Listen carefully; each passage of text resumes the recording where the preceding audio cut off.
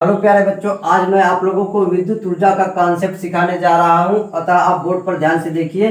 तो सबसे पहले इस फार्मूले को आप ध्यान दीजिए, V equal to W upon Q. Okay बच्चों, V equal to W upon Q. यहाँ से W का मान निकालेंगे तो V क्यू हो जाएगा। जहाँ W क्या है, कार्य है, V विद्युत विभव या विभवांतर है, Q क्या है, आवेश है। ओके बच्चों, V equal to W upon Q. यहाँ से W का मान निकालेंगे तो V क्यू हो जाएगा, तिर्यक गुणा हो जाएगा। जहाँ W कार्य है, V विभव कहिए या विभवांतर कहिए, Q क्या है, आवेश है। ओके बच्चों, ये पीछे फार्मूला पढ़ चुके हैं।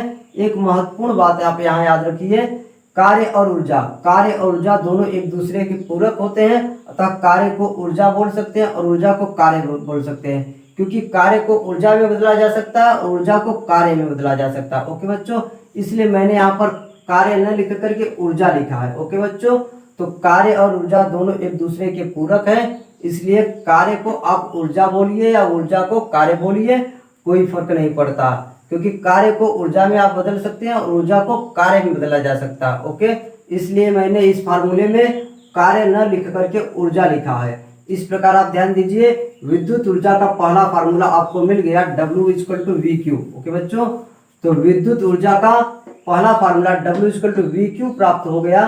और ऊर्जा का एसआई मात्रक क्या होता है, जूल। ऊर्जा का एसआई मात्रक क्या होता है जी, जूल। अब आगे ध्यान दीजिए, विद्युत ऊर्जा का एक अन्य मात्रक कैलोरी भी होता है।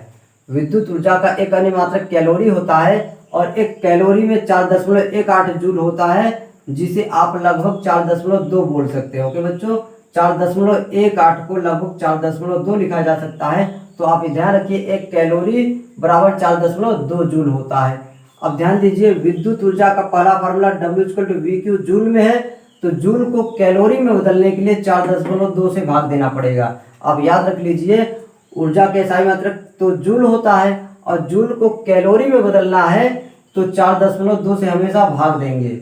जूल को कैलोरी में बदलने के लिए 4.2 से हमने क्या कर दिया, भाग दे दिया। एक और बात यहाँ ध्यान दीजिए, यहाँ केवल ऊर्जा लिखा है और यहाँ ऊष्मीय ऊर्जा लिखा है। तो आप एक बात यहाँ फोकस करें, जैसे किसी विद्युत उपकरण में आप विद्युत ऊर्जा की सप्लाई देते हैं, विद्युत धारा प्रवाहित करते हैं, तो धीरे धीरे विद्युत उपकरण गर्म हो जाता है, अर्थात उसमें ऊष्मा उत्पन्न हो जाती है, अर्थात विद्युत ऊर्जा ऊष्मीय ऊर्जा में बदल जाती है। विद्युत ऊर्जा ऊष्मीय ऊर्जा में बदल जाती है, इसलिए मैंने यहाँ पर ऊष्मीय ऊर्जा लिखा है। ओके बच्चों, जब किसी विद्युत उपकरण को विद्युत धारा प्रवाहित करते हैं तो वह धीरे धीरे गर्म हो जाता है, समझ पा रहे हैं, अर्थात विद्युत ऊर्जा ऊष्मीय ऊर्जा में बदल जाती है, जिसे आप विद्युत धारा का ऊष्मीय प्रभाव भी कहते हैं, विद्युत धारा का ऊष्मीय प्रभाव कहते हैं। इसलिए मैंने ऊर्जा की जगह ऊष्मीय ऊर्जा लिख दिया है। आप चाहे दोनों जगह ऊर्जा लिखिए या दोनों जगह ऊष्मीय ऊर्जा लिखिए, उससे कोई फर्क नहीं पड़ेगा। दोनों जगह ऊर्जा लिख दीजिए या दोनों जगह ऊष्मीय ऊर्जा लिखिए, उससे कोई फर्क नहीं पड़ेगा। बस क्वेश्चन में आपको ध्यान देना है, यदि जूल में आंसर पूछा है तो जूल के लिए यही आपका केवल रहेगा। अब ये कैलोरी में पूछा है तो सबसे पहले जूल में वैल्यू निकालेंगे, उसके बाद में 4.2 से उसको भाग दे देंगे तो कैलोरी में बदल जाएगा। ओके बच्चों, तो अब ध्यान दीजिए, अगला फार्मूला विद्युत ऊर्जा का फार्मूला पहला W equal to V Q हो गया। आप समझ पाए, यहाँ से Q आवेश है, आवेश बराबर धारा गुणित समय होता है। I विद्युत धारा है, T समय है, I विद्युत धारा है, T समय है, तो Q बराबर IT। इस फार्मूले में Q की जगह हम IT लिखेंगे। Q की जगह जब हम IT लिख दिए और V वैसा ही रह गया, तो विद्युत ऊर्जा का दूसरा फार्मूला आपको प्राप्त हो गया, W equal to V I T. W equal to V I T joule में, और इसको कैलोरी में बदलने के लिए 4.2 से पुनः भाग दे दिया गया। ओके बच्चों, अब आगे ध्यान दीजिए, तीसरा फार्मूला ओम के नियम से आप जानते हैं, V equal to I R. Ohm के नियम से V बराबर आई आर होता है। इस फार्मूले में V की जगह आई आर रखेंगे। V की जगह जब हम आई आर लिखेंगे तो I में I का गुणा होगा तो I स्क्वायर हो जाएगा, RT हो जाएगा। ओके बच्चों, इस फार्मूले में V की जगह आई आर रखिएगा तो I में I का गुणा I स्क्वायर हो गया और RT। ओके बच्चों, तो विद्युत ऊर्जा का तीसरा फार्मूला आपको मिल गया, W बराबर I स्क्वायर RT। पुनः इसे ये जूल में है, कैलोरी में बदलने के लिए 4.2 से आपको भाग देना पड़ेगा। अब आगे ध्यान दीजिए, इसी फार्मूले से I का मान यहाँ से निकालेंगे तो R बटे में आ जाएगा, I बराबर V बटे R, तो I बराबर V बटे R। तो इस फार्मूले में I की जगह V बटे R लिखिएगा, तो इसको I का स्क्वायर है तो इसका भी स्क्वायर हो जाएगा, V स्क्वायर बटे R स्क्वायर। ओके बच्चों, आई की जगह वी बटे आर लिखेंगे तो स्क्वायर है तो इसका भी स्क्वायर वी स्क्वायर बटे आर स्क्वायर हो गया, और गुणा का चिन्ह है तीनों में तो इंटू आर इंटू टी।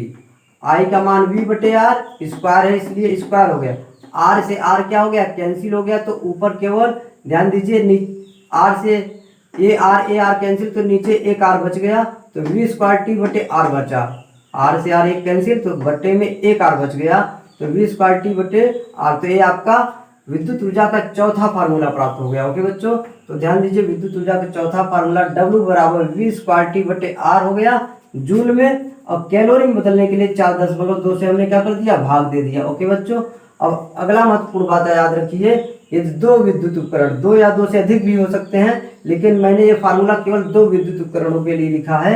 यदि दो विद्युत उपकरणों को श्रेणी क्रम में संयोजित किया गया है, दो विद्युत उपकरणों को श्रेणी क्रम में जोड़ा गया है, तो उनमें उत्पन्न ऊष्माओं का अनुपात H1/H2 बराबर R1/R2 होगा। ओके बच्चों, जब दो विद्युत उपकरण को श्रेणी क्रम में संयोजित किया जाता है तो उनमें उत्पन्न ऊष्मा का अनुपात H1/H2 बराबर R1/R2 होता है, क्योंकि यहाँ से ध्यान दीजिए श्रेणी क्रम संयोजन में विद्युत धारा का मान क्या होता है समान होता है। श्रेणी क्रम संयोजन में विद्युत धारा I का मान समान होता है, कांस्टेंट होता है, तो यहाँ से H और R का क्या हो गया सीधा रिलेशन हो गया, H और R एक दूसरे के अनुक्रमानुपाती हो गया। यही इसलिए मैंने यहाँ पर लिखा है कि अर्थात यदि जिस विद्युत उपकरण का प्रतिरोध ज्यादा होगा, जिस विद्युत उपकरण का प्रतिरोध ज्यादा होगा, ठीक है, उसमें ऊष्मा ज्यादा उत्पन्न होगी, और जिस विद्युत उपकरण का प्रतिरोध कम होगा उसमें ऊष्मा कम उत्पन्न होगी। ओके बच्चों, तो ध्यान दीजिए श्रेणी क्रम में यदि दो विद्युत उपकरण को जोड़ा गया है तो उनमें उत्पन्न ऊष्मा का अनुपात जो होगा H1/H2 बराबर R1/R2। R1 पहले विद्युत उपकरण का प्रतिरोध है और R2 दूसरे विद्युत उपकरण का प्रतिरोध है, यानी जिसका प्रतिरोध ज्यादा उसमें ज्यादा ऊष्मा उत्पन्न होगी, और जिसका प्रतिरोध कम उसमें कम ऊष्मा उत्पन्न होगी। ओके बच्चों, तो श्रेणी क्रम में सीधा सीधा रिलेशन होता है 1/2। अब आगे ध्यान दीजिए समांतर क्रम संयोजन में, समांतर क्रम संयोजन में वोल्टेज क्या होता है समान होता है, समांतर क्रम संयोजन में वोल्टेज समान होता है। यहाँ से ध्यान दीजिए वोल्टेज जब समान होगा तो यहाँ H और R में उल्टा रिलेशन है, उत्पन्न ऊष्मा और प्रतिरोध में क्या है उल्टा संबंध है, यानी जिस विद्युत उपकरण का प्रतिरोध ज्यादा होगा, प्रतिरोध ज्यादा तो उसमें कम ऊष्मा उत्पन्न होगी, और प्रतिरोध कम होगा तो उस उत्पन्न ऊष्मा का मान ज्यादा होगा। ओके बच्चों, प्रतिरोध कम तो ऊष्मा ज्यादा, और प्रतिरोध ज्यादा तो ऊष्मा कम, यानी ऊष्मा और प्रतिरोध में उल्टा संबंध है। ओके बच्चों, इसलिए यहाँ पर 1/2 H1/H2 बराबर R2/R1 है। ओके बच्चों, दूसरे का प्रतिरोध बटे पहले का प्रतिरोध, पहले में उत्पन्न ऊष्मा बटे दूसरे में उत्पन्न ऊष्मा, इधर 1/2 है तो एक 2/1, क्योंकि H और R में उल्टा रिलेशन है। तो समांतर क्रम में याद रखिए उत्पन्न ऊष्मा और प्रतिरोध में उल्टा रिलेशन होता है, और श्रेणी क्रम में उत्पन्न ऊष्मा और प्रतिरोध में सीधा संबंध होता है। ओके बच्चों, तो आप ध्यान दीजिए इन दोनों बातों को। अगली महत्वपूर्ण बात आपको समझ में आया, श्रेणी क्रम संयोजन के केस में ए फार्मूला यूज करेंगे, श्रेणी क्रम में ए फार्मूला यूज करेंगे, और समांतर क्रम में ये फार्मूला आप यूज कर सकते हैं। ओके बच्चों, तो आप इसको नोट कर लीजिए, फिर मैं आपको विद्युत ऊर्जा के कुछ महत्वपूर्ण मात्रक बताने जा रहा हूँ। तो बच्चों अब आगे ध्यान दीजिए, मैं आप लोगों को विद्युत ऊर्जा की मात्रक बताने जा रहा हूँ। प्यारे बच्चों, विद्युत ऊर्जा के बहुत सारे मात्रक होते हैं, जिनमें से प्रमुख मात्रक मैंने बोर्ड पर लिख रखा है, इन्हीं को मैं आपको समझाने जा रहा हूँ। तो आप ध्यान से सुनिए। विद्युत ऊर्जा का एसआई मात्रक जूल होता है, विद्युत ऊर्जा का एसआई मात्रक जूल होता है, तथा सीजीएस प्रणाली में विद्युत ऊर्जा का मात्रक अर्घ होता है। ओके बच्चों, एक बार फिर से ध्यान से सुनिए। विद्युत ऊर्जा का एसआई मात्रक जूल होता है तथा सीजीएस प्रणाली में विद्युत ऊर्जा का मात्रक अर्घ होता है। आगे ध्यान दीजिए, 1 जूल बराबर 1 किलोग्राम मीटर स्क्वायर प्रति सेकंड स्क्वायर भी होता है, तथा 1 अर्घ बराबर 1 ग्राम सेंटीमीटर स्क्वायर प्रति सेकंड स्क्वायर भी होता है। अगली महत्वपूर्ण बात आप याद रखिए, ये नीचे वाले दोनों सीजीएस प्रणाली में मात्रक है। ऊर्जा का सीजीएस प्रणाली में मात्रक अर्घ भी होता है और ग्राम सेंटीमीटर स्क्वायर प्रति सेकंड स्क्वायर भी होता है। ये दोनों मात्रक सीजीएस प्रणाली में है, और ये एमकेएस प्रणाली में मात्रक होता है, और ये एसआई मात्रक होता है। एसआई मात्रक और एमकेएस प्रणाली का मात्रक हमेशा बराबर होता है। याद रखिए बच्चों, किसी भौतिक राशि का एमकेएस प्रणाली में मात्रक और एसआई मात्रक के वैल्यू आपस में बराबर होता है, तो याद रखिए विद्युत ऊर्जा या केवल ऊर्जा कह सकते हैं आप, ऊर्जा का ये MKS प्रणाली में मात्रक है और ये SI मात्रक है। तो SI मात्रक और MKS मात्रक हमेशा बराबर होता है और ये दोनों तो CGS प्रणाली के मात्रक है। ओके बच्चों, तो आप ये संबंध भी आप याद रखिए। आगे ध्यान दीजिए, 1 जूल बराबर 10/7 अर्घ होता है। 1 जूल बराबर 10/7 अर्घ होता है, याद रखिए आप। ऊर्जा का मात्रक जूल भी होता है और अर्घ भी होता है। जूल SI मात्रक है और CGS मात्रक क्या है, अर्घ होता है। ओके बच्चों, अर्घ को आप ये लिख सकते हैं और जूल को आप ये लिख सकते हैं, क्योंकि यहाँ मैंने इस तरह से आपको दिखाया है। ओके बच्चों, आगे ध्यान दीजिए, विद्युत ऊर्जा या ऊष्मीय ऊर्जा का मात्रक कैलोरी भी होता है। विद्युत ऊर्जा या ऊष्मीय ऊर्जा का मात्रक कैलोरी भी होता है। आगे ध्यान दीजिए, 1 कैलोरी बराबर 4.18 जूल होता है, जिसे आप 4.2 जूल भी लिख सकते हैं। 4.18 को 4.2 लिखा जा सकता है। ओके बच्चों, तो याद रखिए 1 कैलोरी बराबर 4.18 जूल या इसे 4.2 जूल भी बोला जाता है। ओके बच्चों, आगे ध्यान दीजिए, 1 किलो कैलोरी ऊर्जा के मात्रक के पहले किलो लगा दिया गया है, तो यहाँ किलो का मतलब 1000 होता है, तो 1000 का गुणा हो गया। याद रखिए, किसी भी भौतिक राशि के मात्रक के पहले किलो लग जाए, किसी भी भौतिक राशि के मात्रक के पहले किलो लग जाता है तो किलो के कारण 1000 का गुणा हो जाता है, 1000 का गुणा। तो ऊर्जा का मात्रक तो कैलोरी है, तो 1 किलो कैलोरी बराबर क्या हो गया, इन दोनों के आगे क्या लग गया, 1000 का गुणा हो गया, 1000 का गुणा हो गया। ओके बच्चों, तो आप याद रखिए ये दोनों आपस में रिलेशन। आगे ध्यान दीजिए बच्चों, विद्युत ऊर्जा का मात्रक इलेक्ट्रॉन वोल्ट भी होता है। विद्युत ऊर्जा का मात्रक इलेक्ट्रॉन वोल्ट भी होता है, याद रखिए। और 1 इलेक्ट्रॉन वोल्ट में 1.6 गुणित 10⁻⁻19 जूल होता है। ओके बच्चों, ध्यान दीजिए, विद्युत ऊर्जा का मात्रक इलेक्ट्रॉन वोल्ट भी होता है और 1 इलेक्ट्रॉन वोल्ट बराबर 1.6 गुणित 10⁻⁻19 जूल होता है। ओके बच्चों, अगला ध्यान दीजिए, विद्युत ऊर्जा का पांचवा मात्रक, विद्युत ऊर्जा का पांचवा मात्रक यूनिट भी होता है। यूनिट क्या है, विद्युत ऊर्जा का मात्रक है और यूनिट में विद्युत ऊर्जा की वैल्यू निकालने के लिए ये फार्मूला याद रखिए, वाट गुणित घंटा गुणित दिन बटे 1000। ओके बच्चों, विद्युत ऊर्जा का पांचवा मात्रक आप याद रखिए यूनिट होता है।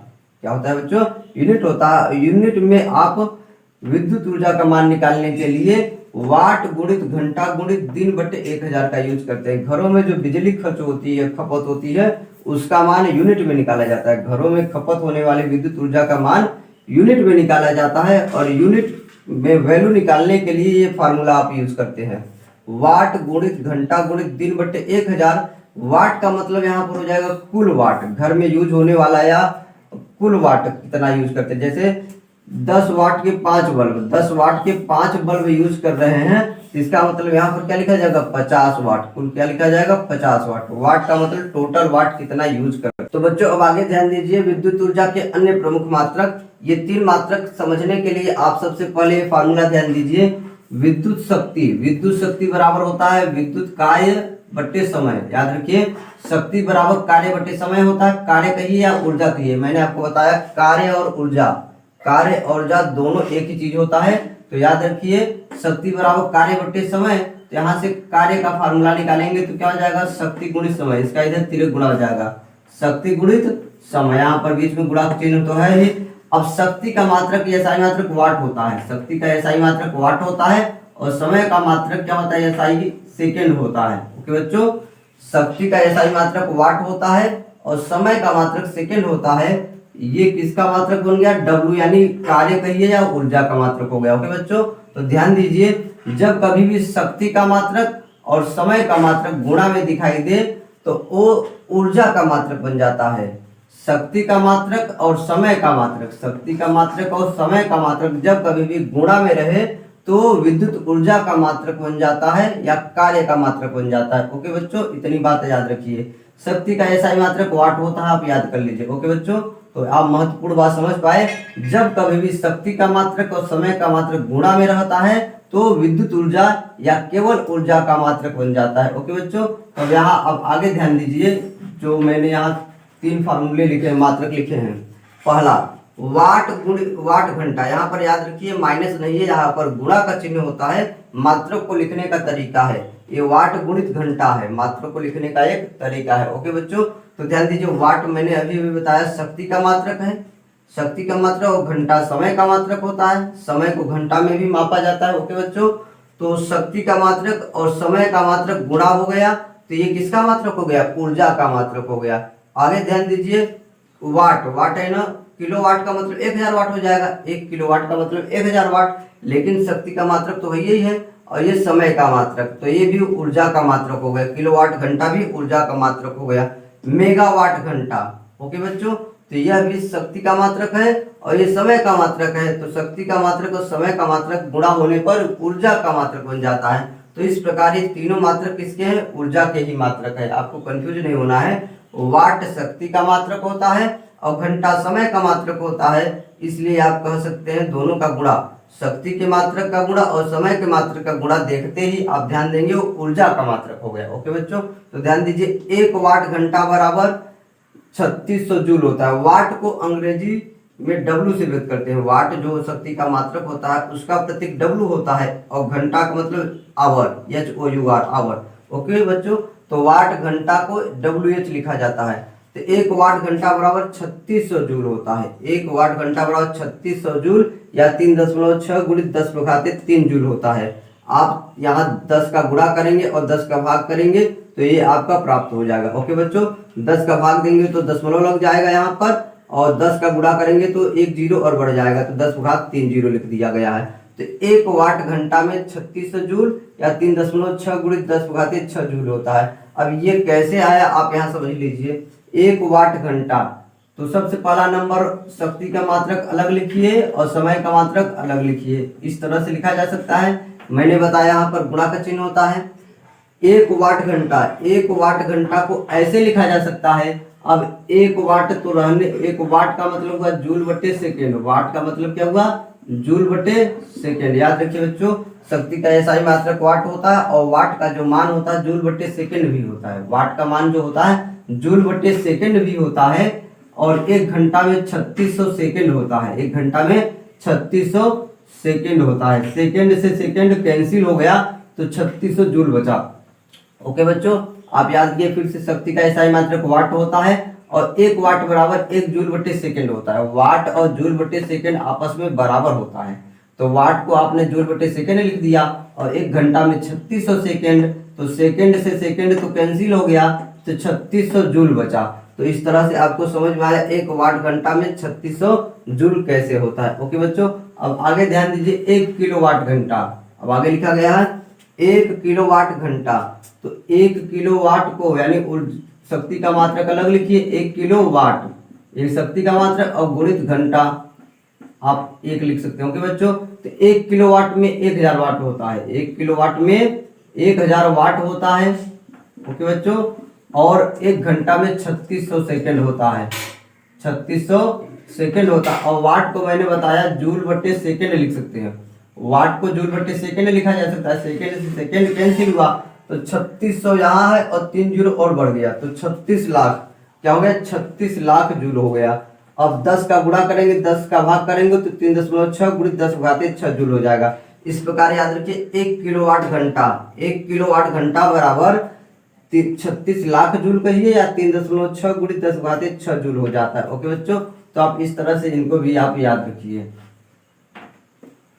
ठीक, अब आगे ध्यान दीजिए, इसी प्रकार मेगावाट घंटा, MWH, मेगावाट घंटा बराबर इतना जूल होता है। मेगा में 10 घाते 6, एक मेगा लग रहा है, किसी भी भौतिक राशि के पहले मेगा लगना जाने से 10 घाते 6 बढ़ जाता है और किलो लग जाने से 1000 बढ़ जाता है। ओके बच्चों, तो 1 मेगावाट घंटा बराबर कितना जूल होता है आप याद कर लीजिए। ओके बच्चों, तो एक प्रमुख मात्रक जो है इनको आप नोट कर लीजिए, फिर मैं आपको विद्युत शक्ति से संबंधित कॉन्सेप्ट आपको समझाने जा रहा हूँ। ओके बच्चों, तो बच्चों अब आगे ध्यान दीजिए, मैं आप लोगों को विद्युत शक्ति की परिभाषा एवं इससे संबंधित महत्वपूर्ण कॉन्सेप्ट एवं फार्मूला समझाने जा रहा हूँ। तो बोर्ड पर आप ध्यान से देखिए। तो सबसे पहले विद्युत शक्ति की परिभाषा आप ध्यान से सुनिए। एकांक समय में खर्च होने वाली विद्युत ऊर्जा को विद्युत शक्ति कहते हैं। इसे P से व्यक्त करते हैं। एकांक समय में खर्च होने वाली विद्युत ऊर्जा को विद्युत शक्ति कहते हैं, इसे P से व्यक्त करते हैं। ओके बच्चों, तो अब आगे ध्यान दीजिए, शक्ति का फार्मूला, शक्ति बराबर कार्य बटे समय होता है। ओके बच्चों, शक्ति बराबर कार्य बटे समय आपने फार्मूला पढ़ा होगा और मैंने अभी आपको पीछे बताया कार्य और ऊर्जा दोनों एक दूसरे के पूरक है, अर्थात कार्य को ऊर्जा में बदला जा सकता है और ऊर्जा को कार्य में बदला जा सकता है, इसलिए कार्य की जगह ऊर्जा भी लिखा जा सकता है। ओके बच्चों, तो ये दोनों फार्मूले सेम है। आप चाहे शक्ति बराबर ऊर्जा बटे समय कहिए, चाहे शक्ति बराबर कार्य बटे समय कहिए, बात एक ही है। ओके बच्चों, अब ध्यान दीजिए अगली बात, ऊर्जा के बहुत सारे रूप होते हैं, तो ऊर्जा के अलग अलग रूप का मान यहाँ पर रख करके शक्ति का अलग अलग फार्मूला प्राप्त किया जा सकता है। ओके बच्चों, आगे ध्यान दीजिए, ऊर्जा के बहुत सारे रूप होते हैं, तो ऊर्जा के अलग अलग रूप का मान यहाँ रख करके शक्ति के अलग अलग फार्मूले प्राप्त किए जा सकते हैं। ओके, तो ध्यान दीजिए अब आगे, शक्ति बराबर mgh बटे टी। यहाँ mgh क्या है, स्थितिज ऊर्जा है। ऊर्जा की जगह हमने लिख दिया स्थितिज ऊर्जा का फार्मूला। ओके बच्चों, ऊर्जा की जगह हमने ये पहले में फार्मूले में स्थितिज ऊर्जा का फार्मूला लिख दिया है, और टाइम टी तो वैसे ही पड़ा रह गया। तो शक्ति बराबर स्थितिज ऊर्जा बटे समय। ओके बच्चों, यहाँ m द्रव्यमान है, g पृथ्वी त्वरण है, h गहराई या ऊंचाई है। ओके बच्चों, अब आगे ध्यान दीजिए, ऊर्जा की जगह मैंने गतिज ऊर्जा का फार्मूला लिख दिया है, 1/2 mv स्क्वायर। 1/2 mv स्क्वायर गतिज ऊर्जा का फार्मूला होता है, और टाइम वैसे ही है, तो आपका शक्ति बराबर गतिज ऊर्जा बटे टाइम हो गया। ओके बच्चों, ये फार्मूला आपका प्राप्त हो गया। अब आगे ध्यान दीजिए, शक्ति बराबर बल गुणित वेग भी होता है। शक्ति बराबर बल गुणित वेग भी होता है। अब ये कैसे हुआ मैं आपको समझाने जा रहा हूँ, आप यहाँ पर ध्यान से देखिए। कार्य बराबर आप फार्मूला जानते हैं, बल गुणित विस्थापन। कार्य बराबर बल गुणित विस्थापन होता है फार्मूला, और बटे में टाइम तो वैसे रह गया। ओके बच्चों, और विस्थापन और समय के अनुपात को वेग कहते हैं। विस्थापन और समय के अनुपात को वेग कहते हैं, और बल वैसे ही रह गया। इस प्रकार शक्ति बराबर बल गुणित वेग आपको प्राप्त हो गया। ओके बच्चों, अब अगली महत्वपूर्ण बात आप यहाँ ध्यान दीजिए, बल एक सदिश राशि है, वेग भी सदिश राशि है, जबकि शक्ति अदिश राशि है। ओके बच्चों, शक्ति अदिश राशि है, बल और वेग दोनों सदिश राशियां हैं। ओके बच्चों, और ध्यान दीजिए, जब कभी दो सदिश राशियों का गुणा करने पर अदिश राशि प्राप्त होता है, तो उसे अदिश गुणनफल कहते हैं, और अदिश गुणनफल को इस तरह से लिखा जाता है, इसको बिंदु गुणनफल भी कहते हैं, इसलिए बिंदु लगा दिया गया। ओके बच्चों, और जब बिंदु गुणनफल को इस तरीके से वेक्टर का चिन्ह हटाते हैं, तो आपका एफ भी cos थीटा हो जाएगा। एफ का एक परिमाण है, वेग का एक परिमाण है। ओके बच्चों, तो आप याद रखिए अदिश गुणनफल को ये लिखने का तरीका है, थीटा बल और वेग के बीच का कोण है। तो ये शक्ति बराबर बल गुणित वेग, शक्ति का एक महत्वपूर्ण फार्मूला, आप इसे भी याद रखिए। ओके बच्चों, अब आगे ध्यान दीजिए, शक्ति के ये फार्मूले कहाँ से आए मैं आपको बताने जा रहा हूँ। ओके बच्चों, आपने पीछे अभी फार्मूला पढ़ा, विद्युत ऊर्जा बराबर फार्मूला पढ़ा VIT बराबर I²RT और V²T बटे R। ओके बच्चों, V²T बटे R। शक्ति के ए फार्मूले आपने पढ़ा, VIT I²RT और V²T बटे R होता है। अब यहाँ शक्ति बराबर ऊर्जा बटे समय मेन फार्मूला है। शक्ति का मेन फार्मूला ये होता है, ऊर्जा बटे समय या कार्य बटे समय होता है। ओके बच्चों, तो ये शक्ति बराबर ऊर्जा बटे समय, यहाँ पर W यानी ऊर्जा के जगह ये तीनों फार्मूला रखेंगे, तो और बटे में टाइम है, तो प्रत्येक में से टाइम क्या हो जाएगा, कैंसिल हो जाएगा। ओके बच्चों, जब W का मान, ऊर्जा का मान यहाँ पर ये तीनों रखेंगे बारी बारी से, तो टाइम प्रत्येक में से क्या हो जाएगा, गायब हो जाएगा। ओके बच्चों, तो शक्ति का ये नया फार्मूला आपको प्राप्त हो जाएगा। ओके बच्चों, तो ध्यान दीजिए, विद्युत ऊर्जा का जो फार्मूला आपने प्राप्त किया है उसमें टाइम को हटा दीजिए, तो विद्युत शक्ति का फार्मूला बन जाएगा। शक्ति बराबर VI हो गया, I²R हो गया, सब में से टाइम को क्या कर दीजिए, हटा दीजिए। ओके बच्चों, यहाँ से P बराबर V² बटे R इधर आ जाएगा, तो P बटे में आ जाएगा, बात एक ही, दोनों फार्मूला सेम है। ओके बच्चों, अब आगे ध्यान दीजिए, तो बच्चों अब आगे ध्यान दीजिए, किसी विद्युत उपकरण का प्रतिरोध ज्ञात करने के लिए हमेशा R = V² बटे P का प्रयोग करते हैं। किसी विद्युत उपकरण का प्रतिरोध ज्ञात करने के लिए हमेशा R = V² बटे P का प्रयोग करते हैं, क्योंकि जब कोई आप विद्युत उपकरण खरीदते हैं तो उस पर वोल्टेज और पावर लिखा रहता है, जिसे उस विद्युत उपकरण का रेटिंग कहते हैं। ओके बच्चों, जब कोई विद्युत उपकरण आप खरीदते हैं तो उसमें ध्यान दीजिएगा वोल्टेज और पावर जरूर लिखा रहता है। जैसे मान लीजिए कोई बल्ब आप खरीदते हैं तो उस पर इस तरीके से लिखा रहता है 60 वाट 220 वोल्ट। ओके बच्चों, जैसे कोई बल्ब खरीदते हैं तो उस पर 60 वाट 220 वोल्ट लिखा रहता है। इसका मतलब है, ध्यान दीजिए, उस उपकरण को दिया जाने वाला मैक्सिमम वोल्टेज क्या है, 220 वोल्ट है। इससे ज़्यादा उसको सप्लाई देंगे, वोल्टेज देंगे तो वह उपकरण खराब हो जाएगा। ओके बच्चों, उसी प्रकार उस उपकरण की मैक्सिमम पावर क्या है, ये है 60 वाट। ओके बच्चों, तो ध्यान दीजिए किसी विद्युत उपकरण में 60 वाट 220 वोल्ट लिखा रहने का अर्थ होता है, ध्यान दीजिए, उसको मैक्सिमम दिया जाने वाला वोल्टेज और उसके द्वारा खपत या खर्च किया जाने वाला मैक्सिमम पावर ये दिया रहता है। ओके बच्चों, अगली महत्वपूर्ण बात ध्यान दीजिए, इसका मतलब होता है 1 सेकेंड में वह 60 जूल विद्युत ऊर्जा खर्च करेगा। किसी विद्युत बल्ब पर या विद्युत उपकरण पर 60 वाट 220 वोल्ट लिखा होने का क्या मतलब है, जब उसे 220 वोल्ट की सप्लाई दिया जाएगा तो वह 1 सेकेंड में 60 जूल ऊर्जा खर्च करेगा। ओके बच्चों, जब उसे 220 वोल्ट की सप्लाई दिया जाएगा तो वह 1 सेकेंड में 60 जूल विद्युत ऊर्जा खर्च करेगा। अगली महत्वपूर्ण बात मैंने बताया जैसा कि ये दिया जाने वाला मैक्सिमम वोल्टेज होता है और ये मैक्सिमम पावर होता है उस उपकरण का। ओके बच्चों, तो ध्यान दीजिए, उसी प्रकार आप ध्यान दीजिए यहाँ पर विद्युत उपकरण द्वारा उपयोग किया जा सकने वाला अधिकतम धारा का मान ज्ञात करने के लिए I बराबर P/V का उपयोग करते हैं, क्योंकि पावर वोल्टेज तो दिया ही रहता है, वह विद्युत उपकरण कितना विद्युत धारा खर्च करेगा या उपयोग करेगा आप P/V से निकालेंगे, क्योंकि अभी मैंने बताया आपको पावर और वोल्टेज हमेशा विद्युत उपकरण में लिखा रहता है। ओके बच्चों, तो ध्यान दीजिए, ये महत्वपूर्ण बात है, अब इसको नोट कर लीजिए, फिर मैं आपको अगला कॉन्सेप्ट बताने जा रहा हूँ। तो बच्चों अब आगे ध्यान दीजिए, मैं आप लोगों को शक्ति के मात्रक यूनिट्स ऑफ पावर बताने जा रहा हूँ। ओके, तो ध्यान दीजिए, शक्ति का एसआई मात्रक वाट होता है जिसे W से व्यक्त करते हैं। शक्ति का एसआई मात्रक वाट होता है जिसे W से व्यक्त करते हैं। शक्ति का मात्रक जूल प्रति सेकंड भी होता है। ओके बच्चों, इस प्रकार आप समझ पाए, शक्ति का मात्रक वाट भी होता है और जूल प्रति सेकंड भी होता है और दोनों की वैल्यू आपस में बराबर होती है। 1 वाट बराबर 1 जूल प्रति सेकंड होता है। ओके बच्चों, तो शक्ति के दोनों मात्रक है और दोनों की वैल्यू आपस में बराबर होती है।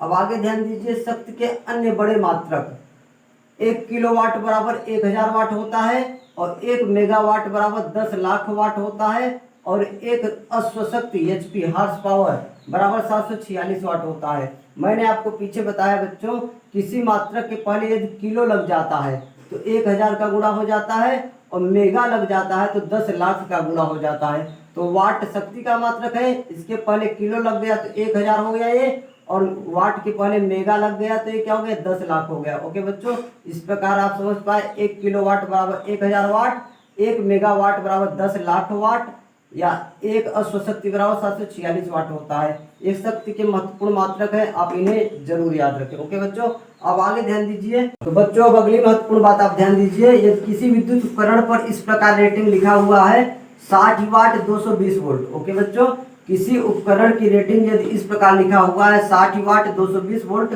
तो इसका अर्थ क्या होता है आप ध्यान से समझिए। यदि उपकरण को 220 वोल्ट की आपूर्ति दिया जाए तो वह 1 सेकेंड में 60 जूल विद्युत ऊर्जा खर्च करेगा। ओके बच्चों, अर्थात यदि ध्यान दीजिए, उस उपकरण को 220 वोल्ट की सप्लाई दिया जाता है तो वह 1 सेकेंड में 60 जूल ऊर्जा खर्च करता है। वाट बराबर जूल बटे सेकेंड होता है, इसलिए आप ऐसा बोल सकते हैं। ओके बच्चों, अब आगे ध्यान दीजिए, शक्ति का जो एसआई मात्रक वाट होता है उसकी परिभाषा आपसे पूछ लिया जाता है, 1 वाट शक्ति कितनी होती है। ओके बच्चों, तो 1 वाट शक्ति आप ध्यान दीजिए, यदि कोई विद्युत उपकरण 1 सेकेंड में 1 जूल ऊर्जा खर्च करता है तो उसकी शक्ति का मान 1 वाट होता है। ओके बच्चों, यदि कोई विद्युत उपकरण 1 सेकेंड में 1 जूल ऊर्जा व्यय करे अर्थात खर्च करे तो उसकी शक्ति का मान 1 वाट होता है, क्योंकि यहाँ पर ध्यान दीजिए 1 वाट बराबर 1 जूल बटे सेकेंड लिखा गया है और होता भी है ये। तो 1 सेकेंड में यदि 1 जूल ऊर्जा खर्च करे कोई उपकरण तो उसकी शक्ति का मान 1 वाट होता है। ओके बच्चों, अब आगे ध्यान दीजिए, 1 यूनिट विद्युत ऊर्जा कितना होता है। घरों में जो बिजली खर्च होती है, खपत होती है, उसको यूनिट में मापा जाता है और 1 यूनिट विद्युत ऊर्जा का अर्थ क्या होता है ध्यान दीजिए, यदि 1 किलोवाट या 1000 वाट, 1 किलोवाट में 1000 वाट होते हैं, यदि 1 किलोवाट वाला कोई उपकरण 1 घंटा तक कार्य करता है तो उसके द्वारा खपत की गई ऊर्जा का मान 1 यूनिट होता है। ओके बच्चों, यदि किसी विद्युत उपकरण की पावर 1 किलोवाट है और यदि उससे आप 1 घंटा तक कार्य लेंगे तो वह 1 यूनिट विद्युत ऊर्जा खर्च करेगा। ओके बच्चों, तो आप इसे नोट कर लीजिए, फिर मैं आपको अगले वीडियो लेक्चर में इससे संबंधित नेक्स्ट कॉन्सेप्ट बताऊंगा।